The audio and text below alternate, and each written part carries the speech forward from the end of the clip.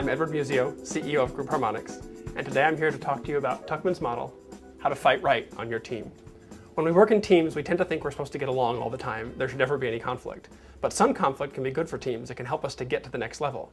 The trick to knowing the difference between healthy conflict and damaging conflict is to know something about team dynamics. Bruce Tuckman was somebody who studied team dynamics in the 60s. He worked for the Navy, he studied teams there, and he did a comprehensive literature search of all the work that had been done to date about teams. He figured out 4 general stages of team development, which all teams go through in their dynamics. The first stage he called forming. In this stage, this is when the team members are coming together for the first time. They're talking about why are we here, what are we doing, what's our goal, what's our purpose. After that is when conflict starts to happen. That's the next stage. It's called storming. In storming, what you have is different people going in different directions. No one can agree, and it seems like chaos. If you're lucky, you get through storming, and you move into the third stage, which is called norming. In norming, people are starting to go in the same direction. There's starting to be some agreement, starting to be some output. If you're lucky, you move from there to the 4th stage, which he called performing.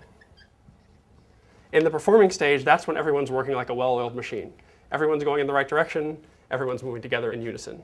Now, obviously, you get better performance as you move up the model, so it's to your advantage to get up here if you can. Here's how you do that. When the team is forming, what you're focusing on is goals. What are we as a team trying to accomplish? Coming to agreement on our purpose as a group. That way, when the storming, when the fighting starts, we can fight and argue about roles and strategies. What are we trying to do? How are we going to do it? What's our plan? The role should refer back to the shared goals. That's the good kind of fighting. We're arguing over the common goal, how we're going to get there. If you get through that, that way the norming becomes focusing on norms.